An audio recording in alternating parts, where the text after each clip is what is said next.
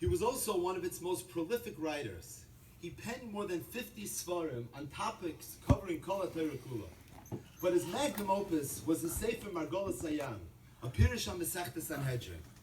He begins his Safed Margolis with a one-page essay, an essay that at first glance seems very out of context. The Gemara Masechtas Tainis Daf Chof Aleph Amud Aleph tells the story. Ilfa and Rabbi Yochanan were chavrusas in yeshiva, and they were struggling mightily financially. One day the matzav got so bad that they decided that they have no choice, but they have to leave yeshiva. The Gemara says that shortly afterwards they were sitting down, eating underneath an old bridge, and Rabbi Yochanan overhears two malachi asharis having a conversation. One malach tells the other malach that I think we should cause this bridge to fall and kill these two Yungalite, because they just left yeshiva, manichin chayi yolam, va'oiskim b'chayi shah. The other malach said we can't, because one of these two Yungalite is kaimele shaita. He's destined for greatness. We need him alive. Rabbi Yochanan hears this conversation. He turns to Ilfa and says, Ilfa, did you hear anything? Ilfa says, I didn't hear anything. Said Rabbi Yochanan, Shma mina, I must be the one who's kaimele shaita. So Rabbi Yochanan told Ilfa, he had a change of heart. He's going back to yeshiva. Rabbi Yochanan went back to yeshiva. Ilfa pursued his parnasa. Many years later, says the Gemara, Ilfa returned to yeshiva, and he saw Shemalach Rabbi Yochanan. Rabbi Yochanan became the Rosh Yeshiva. Not just that, but the Chevra told Ilfa, you realize that when you were in yeshiva, you were on fast track. You were ahead of Rabbi Yochanan. And had you remained in yeshiva, you presumably would have become the Rosh Yeshiva. And the Gemara says, Ilfa became defensive. He said, you think because I left yeshiva, I stopped learning? And the Gemara says, Tola nafshe baskarya desfinta. He very dramatically suspended himself on the mast of a ship and said, if there's anyone that can ask me a kasha on a brisa, and I won't be able to answer him from a Mishnah, I'm willing to drown in the sea. The Gemara says there was a Zaken Echad who challenged Ilfa, asked him a question. It was Negei the Sugya of Mitzvah L'Kayim Divrei Ames, and of course Ilfa was able to answer the question. A fascinating story with so many takeaways and so many lessons to be learned. It's a story about destiny. It's a story about how Rabbi Yochanan was allowed to overhear a conversation amongst Malachi Asharis so that he would go back to Beis Medrash and fill Chayvasai Ba'ulamai and become the great Rabbi Yochanan. It's also a story about a life and a career that could have been. Perhaps had Ilfa remained in Beis Medrash, he would have become Rosh Yeshiva. And today it would be Ilfa and Reish Lakish, not Rabbi Yochanan and Reish Lakish. But Rab Reuven Margolis, in his Akdama to Margolis Hayam, says that there's another very important lesson we could take away from this story. And that is, it's true. Ilfa never became Rabbi Yochanan, but at the same time, he was one of the great Amiran. Ilfa is quoted throughout Shas in some of the Sugyos Chamuros. The Gemara talks about Pinkas Seder Ilfa, which would seem to suggest that he was a Mechabes Svarim. Ilfa wasn't Zoicha to be Teirasai Umnasai, and it came with an invoice. He wasn't Zoicha to become Rabbi Yochanan, but at the same time, he still had a tremendous Chelik in Torah. We're often inclined to think of our Chelik in Torah in terms of Yisachar and Zvulun. Yisachar sits and learns Torah Yom V'Layla. Zvulun is a businessman. He's L'chayf Yamim, he travels, but he supports Yisachar. And through his Achsakas HaTorah, he too has a Chelik in Torah. But there's a third category. It's called Ilfa. Ilfa is Semel L'Talmud Chacham Seicher. Ilfa wasn't Zoicha to be shifty b'veis Hashem kol yemei chayai, lachzis b'noyim Hashem u'levakir b'heichaloi. He's torud b'parnasasai, but at the same time he's oised teirasei kfa u'melachtei aroi, and as a result, he himself has a very important chelik in Torah. Rab Reuven Margolis never explained why this was the psicha to his Sefer Margolis Hayam. But if you know the rest of the story, Rab Reuven Margolis was a librarian. He too wasn't Zoicha to be Teirasai Uvnasai. And it would seem that he wrote this essay as a Ksav Hisnatzlus, almost apologetically. Mi anoichi, who am I to write a work that would contribute to Jewish literature in such a profound way? And he had a one-word answer. The answer was Ilfa. One of the first questions a person is asked after 120 is Kavata Itim Batayra. And halachically speaking, that is the basic chiyuv of Talmud Torah. But the truth is that the possibilities and the upside from Limud HaTorah are endless.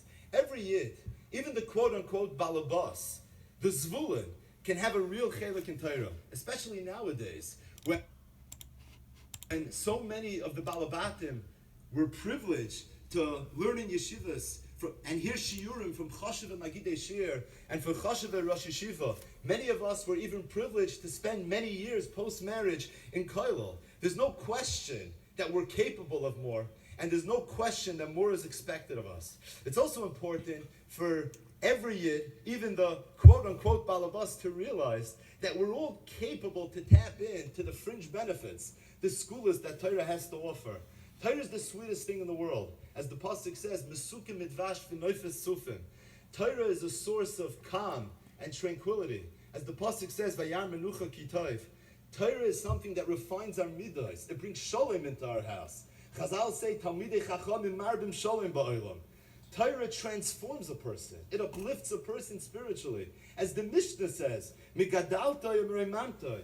Torah is the antidote to the overwhelming Yetzer Hara. As the Gemara says, Barasi Yetzer Hara, Barasi Torah Tavlin. And Torah is available to every Yid, as we all say, 3 times a day in Shemona Esrei, V'sein chalkeinu b'seiras echa.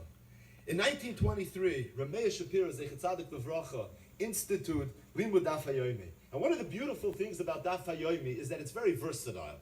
It can be learned in many different ways. You can learn the Daf B'kiyas, you can learn the Daf B'iyun, you can learn the Daf with an art scroll Gemara, you can learn the Daf with Rashi and Tosfos, you can learn the Daf by attending a live share, or you can learn the Daf listening to an app.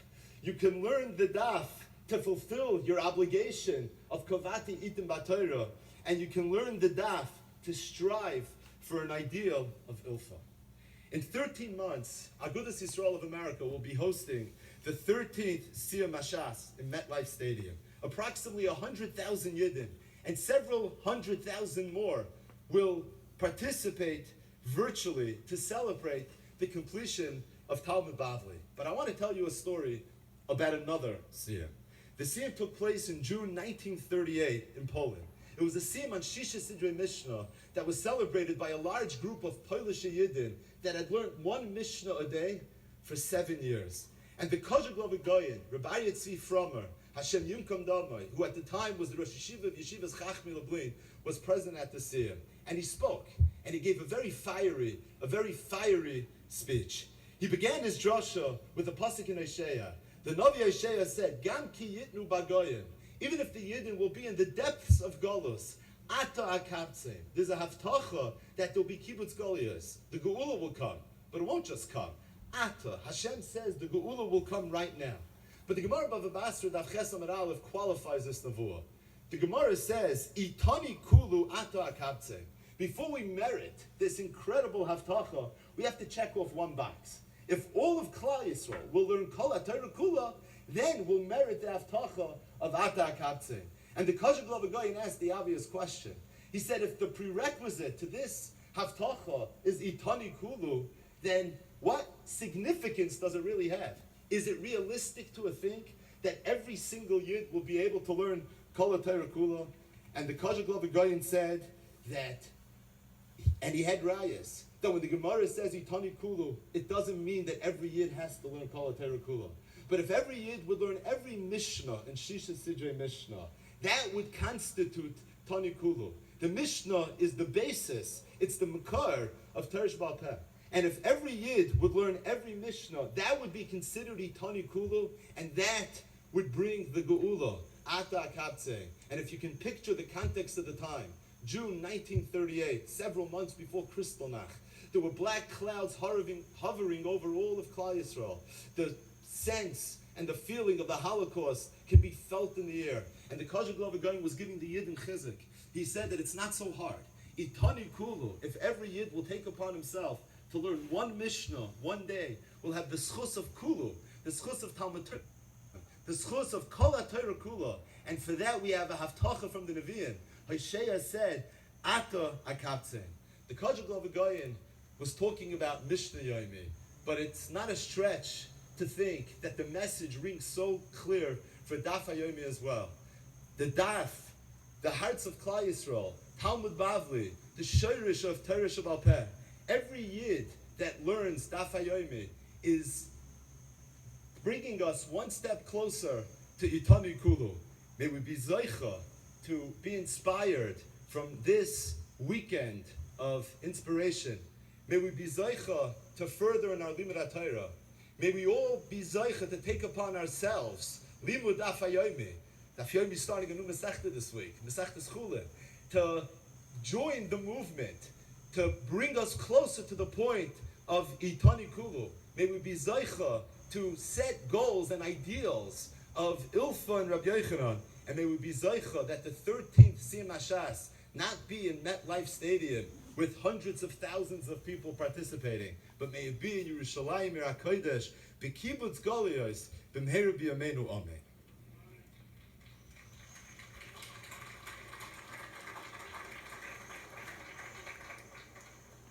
The Gemara in Masechta Soita, Daf Mem Zayin Amar Aleph says, Mishemeis Yosi ben Yoyezer ish tzreida, v'Yosi ben Yochanan ish Yerushalayim, batlu ha'eshkolos. When Yosi ben Yoyezer and Yosi ben Yochanan passed away, there were no more eshkolos. And the Gemara asks, "My eshkolos?" Amar Rav Yehuda. Rav Yehuda said, "Ish shehakoil boy."